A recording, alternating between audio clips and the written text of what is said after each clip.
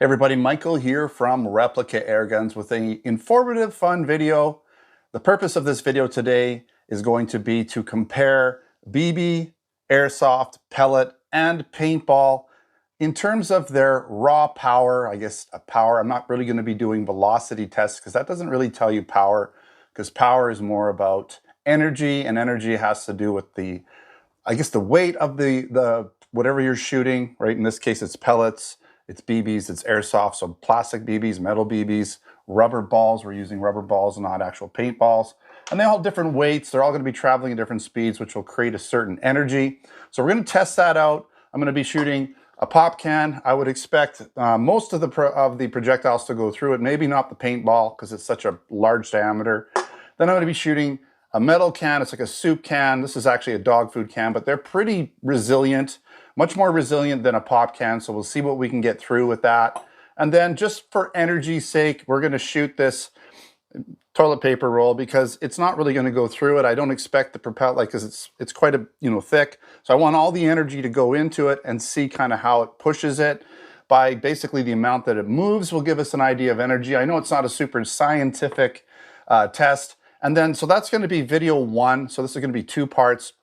And you're probably going to be either watching video one right now or video two, but this intro is going to be for both. And then the second video will be essentially just basically accuracy, okay? So nothing new there, but I do want to compare them all together in terms of accuracy and power, just so you kind of know what to expect if you're shopping for something, what you're looking for in terms of, accuracy, power, all of that kind of stuff. Obviously, these guns have totally different uses. Steel BB is not going to be used in any kind of airsoft or war games, right? Airsoft, of course, yes. Paintball can be used in sort of war games. Pellet, more for target stuff, a little bit more accuracy. So I've hopefully got a good selection of guns. We have the EKOL ES 55. I reviewed this one ages ago. The reason I picked this for the BB gun is because it's not blowback. It shot really hard. It was actually able to penetrate a soup can, which is telling me it's getting up into the 450 FPS range. I'm not even sure what it was shooting, but I expect this gun to be one of the most penetrating guns with the steel BBs because they're hard. And then I have an airsoft pistol here, and I'm shooting 0.32 gram, 0.32 gram pellets, airsoft BBs. And this gun actually is fairly powerful. It is CO2 instead of gas. That'll help for power. Fairly accurate. There's probably more accurate, more powerful airsoft pistols out there, but it gives us a good idea. And for pellet guns, I've got my Desert Eagle, and this is the 0.17 Southland caliber, right? It uses pellets, so I've got pellets loaded up in here, and it's, in my experience shooting it, one of the most powerful pellet pistols, even though it's blowback. And it's basically got good accuracy. My watch is beeping at me. Really good accuracy, even though I'm just going to be using open sights, not the red dot today, because I'm using open sights on all these guns, and it does have a very sensitive release. If you don't, let me put that in there just right. Okay, I'll sort that out. Anyways, this is just the intro video. I'll sort that out later. And last but not least, what is this one? This is the T4E TR50, and it shoots these 50 caliber paintball, but in this case we're using rubber bullets. And it's got probably the most power out of all the airsoft pistols, because we do have blowback pistols, or paintball pistols as well, but this one seems to be the most powerful. It is kind of more of a home defense. At least that's sort of what it's designed for in certain countries. This one's a little more detuned for Canada. But, hopefully we'll get decent accuracy. I mean, from what I remember, it's not too bad at 30 feet. So anyways, whether you're watching video one or video two, so video one, again, shooting the objects here to see what kind of power we get, kind of penetration to expect. Video two is going to be all about accuracy. So enjoy the rest of the video. We've got the shooting range all set up here. So I got my pop can, my soup can, and my toilet paper all ready to go. I'm pretty sure notch one here is going to be semi-auto. Let's hope it is. And so we're going to rack one. We got one in the chamber full CO2. Pop can will be first. We're shooting pretty close point blank range here, so I don't miss. I might get hit with some rebounding ammo. Hopefully not. Anyways, here we go. Yeah, it got me. So I might have to put something a little more beefy behind this because I just got nailed right in the arm. and it looks to me like it went right through. I'm just going to go down and get it. So as you can see, we'll put it in this one here. It went right through the can. Okay, so it went right through both sides. So I'm going to actually use this again for the next one. I'm probably going to get hit again. I can see I was using this on the back so that I don't get pulverized too much, but I might have to somehow put something that's going to be a little more absorbent. Let me just do a little quick thing here so that I can avoid getting pulverized. Let's see if I can do this. It's a little high, isn't it? Okay. We're going to move this just a little bit. That way. Put this down there. And we're going to put some rubber in here on a bit of an angle so that hopefully when I shoot it, it deflects up and doesn't hit me. Okay, that's the plan. Pop can. I'm going to kind of shoot. Well, here we go. This is probably going to come back and get me, but let's just see what happens. Here we go with the soup can. It came back, but I kind of dodged that one. And as you can see, it put a nice little dent in it. That's pretty impressive. Didn't go through. I wasn't expecting it to. It's a plastic BB.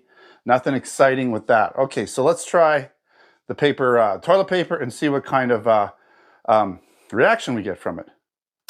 So we got a little bit of it bumped up a little bit. It kind of just stood up a little bit and came right back down. Nothing exciting there.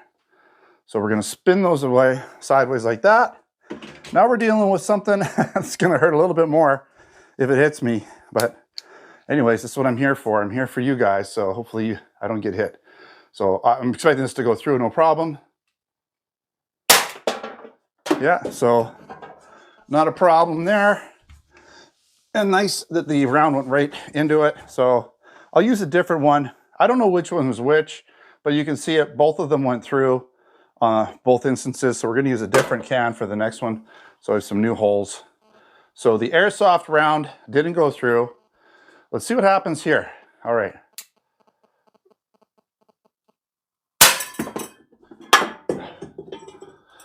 Yeah, that's really impressive. For a BB to go into a soup can, oh wow, okay, yeah, you're expecting it's pretty good. So this went in and actually made a mark, almost came out the other side. So there's the hole going in, and it actually made a little bit of a crack in it. So it almost made it through. Okay, so we're gonna I got another soup can. I think we'll use that one for the next one. Okay, and as you expect, no problem with the pop can. Well, it got knocked over last time. Okay, we're gonna do the toilet paper. Let's see what happens here. Just, yeah, it definitely kicked it back more than the airsoft. It went in, but it didn't come out. It didn't go through all that, even that one row. So that's interesting. Okay, we'll turn that sideways. All right, next up is the pellet. Okay, so let's see what to expect here. Put it off a safe. Fully expecting it to go through the pop can, no problem. Are we? Yeah, wow. This is a loud gun too. So as you can see, not a problem going through the pop can. Now I am using pointed pellets. So that might help it get into this can a little bit. Here we go. Wow. That had a lot of power. Now I got to go hunting.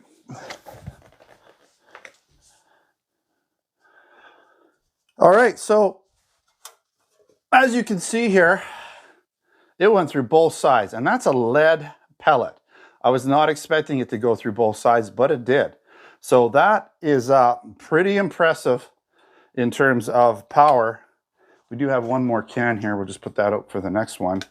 I haven't done the paper. Let's see what happens here.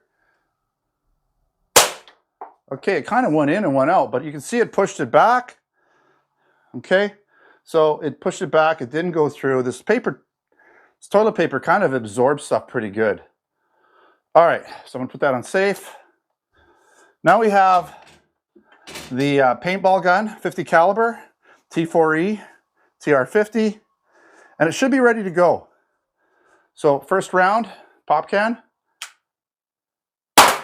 Jeez. So you can see that's got a lot of energy. The pop can just went flying. Because it didn't go through, all the energy went into the pop can. We'll leave that there. I'm a little afraid here. I'm gonna actually turn away a little bit. Maybe I won't, because I wanna, here we go. Okay, hey, it's rolling back. So you can see here, it's such a large caliber, you know, lighter kind of weight, although it's probably the heaviest grains out of all of them. So it just did some damage to it, put a big ding in it. I'm expecting this paper, toilet paper, to kind of react the most here with this, because this probably has the most energy. Yeah, so it kicked it back probably more than any of them, and it made a real big kind of welt in the toilet paper. So anyways, that worked really well. I think that gave us a pretty good idea of what to expect. So in terms of penetration, the steel BB and the pellet was the best, and that surprised me because it's a lead pellet. They tend to kind of mush. They don't tend to penetrate quite as well as steel BBs, but it's a heavier grain pellet and probably going close to the same speed as the steel BB, which is lighter. And that way it had more energy, and it actually traveled right through that soup can. In this case, it's actually a dog food can, about the same thing. Airsoft BB obviously didn't penetrate anything other than the pop can. Most reaction out of the toilet paper was, I would say, the BB and the pellet seemed almost to have a similar reaction, maybe the pellet a bit more, but the paintball gun had the most reaction out of hitting that toilet papers, which in my books gives it the most energy. So in terms of raw power, I'd say we go paintball gun, pellet gun, BB gun, and then airsoft gun, which is kind of what I was expecting.